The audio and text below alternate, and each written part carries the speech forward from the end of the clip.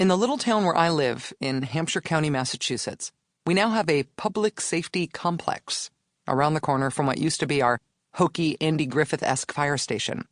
In the cascade of post-9/11 Homeland Security money in the first term of the George W. Bush administration, our town's share of the loot bought us a new fire truck, one that turned out to be a few feet longer than the garage where our town kept our old fire truck. So then we got some more Homeland money to build something big enough to house the new truck. In homage to the origin of the funding, the local auto detailer airbrushed on the side of the new truck a patriotic tableau of a billowing flag-like banner, a really big bald eagle, and the burning World Trade Center towers. The American taxpayers' investment in my town's security didn't stop at the new safety complex.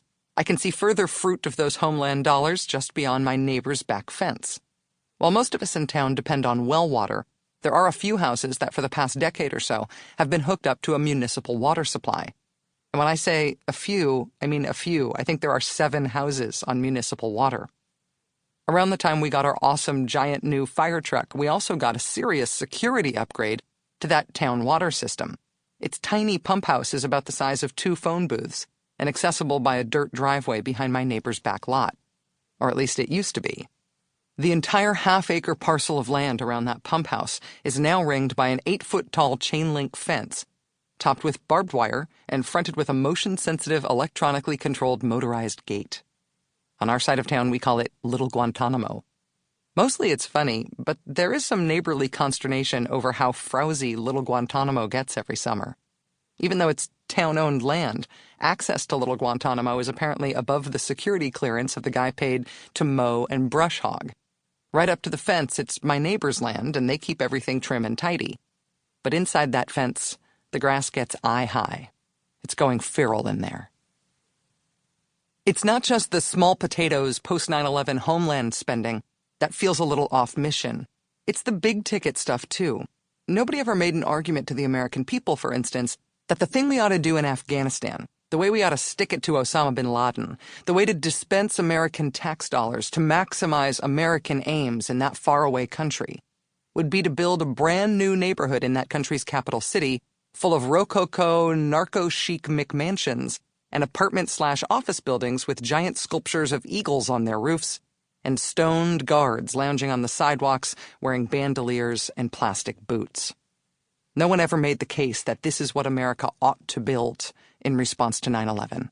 But that is what we built. An average outlay of almost $5 billion a month over 10 years and counting has created a twisted war economy in Kabul.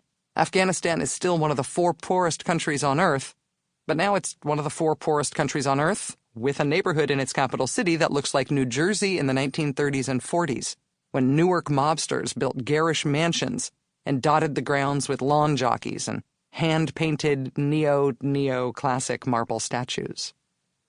Walking around this zircon-studded neighborhood of Wazir Akbar Khan, named for the general who commanded the Afghan army's rout of the British in 1842, one of the weirdest things is that the roads and the sewage and trash situation are palpably worse here than in many other Kabul neighborhoods.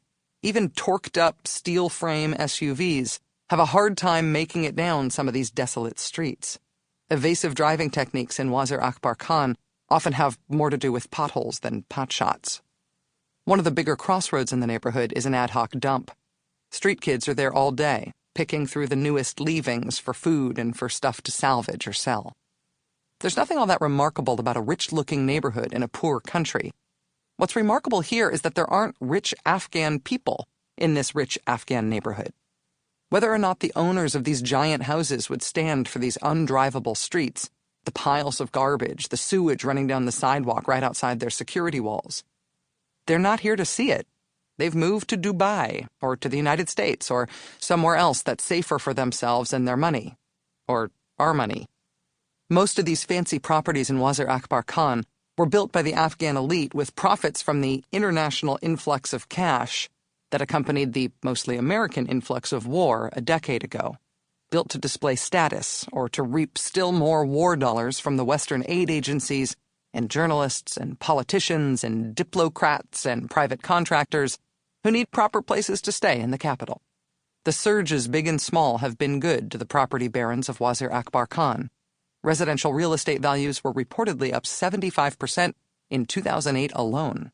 Check the listings under Kabul villas today, and you'll find properties priced from $7,000 to $25,000 a month, with specs like this: 4 floors, 12 rooms, 9 toilets, 3 big kitchens, sleeps 20. No one sold the American people on this incarnation of Wazir Akbar Khan as one of the desired outcomes of all those hundreds of billions of tax dollars spent in Afghanistan. But it is what we have built.